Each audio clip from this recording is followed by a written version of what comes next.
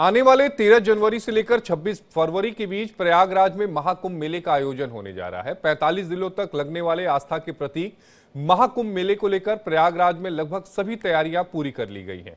12 साल के लंबे इंतजार के बाद इस साल महाकुंभ मेले में आने वाले श्रद्धालुओं और सेनानियों के लिए खास इंतजाम किए गए हैं।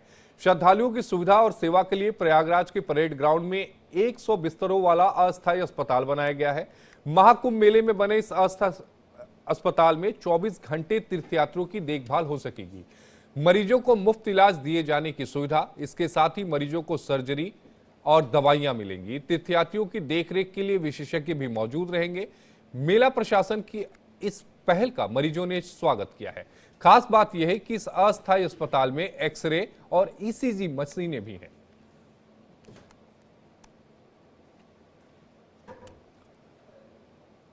प्रसिद्ध कवि कुमार विश्वास ने कहा कि सभी को महाकुंभ में आना चाहिए और यहां सीखने के लिए बहुत है और अध्यात्म से लेकर धर्म तक का ज्ञान है।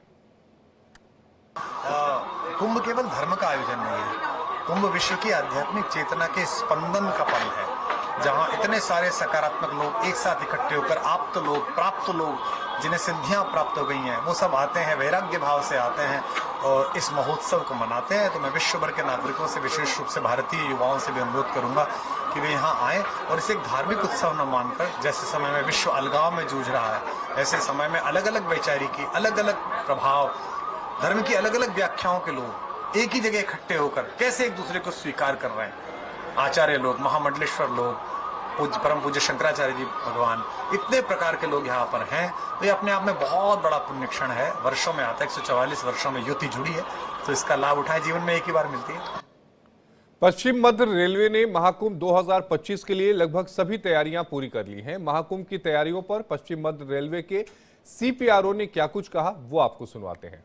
हमारे जो स्टेशन है सतना, कटनी एवं मैहर, उसमें कुछ होल्डिंग एरियाज बनाए गए हैं, जहां पर स्टेट गवर्नमेंट की मदद से एवं रेलवे के इनिशिएटिव में सीसीटीवी कैमरास लगाए गए हैं, खान पान की व्यवस्था की जा रही है, डॉक्टरों की व्यवस्था की जा रही है, मोबाइल टॉयलेट की व्यवस्था की जा रही है। इसके अतिरिक्त जो हमारे हेल्प डेस्क बनाई जा रही है, ताकि यात्रियों को किसी तरह की कोई असुविधा ना हो।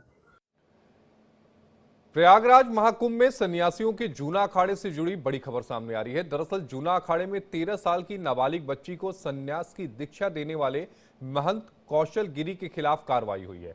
जूना अखाड़े ने महंत कौशल गिरी को 7 साल के लिए अखाड़े से निष्कासित कर दिया है। जूना अखाड़े में नाबालिग को सन्यास की दीक्षा नहीं दी जा सकती। जूना अखाड़े में बालिग होने के बाद ही किसी महिला को सन्यास की दीक्षा दी जा सकती है। महंत कौशल गिरी के खिलाफ अखाड़े की परंपरा और नियम को तोड़ने के तहत कार्रवाई की गई है। श्री पंच 10 नाम जूना अखाड़े ने सर्वसम्मति से जो नाबालिका लड़की को 13 साल की जो रेखा को साध्वी बनाया था।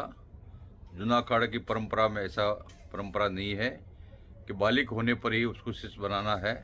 वो नाबालिग थी, इसीलिए शिष्य बनाने पर महंत कौशल गिरी को 7 वर्ष के लिए उसको निष्कासित कर दिया जूना अखाड़े ने। अब वो 7 वर्षों के लिए अखाड़े में नहीं आएगा।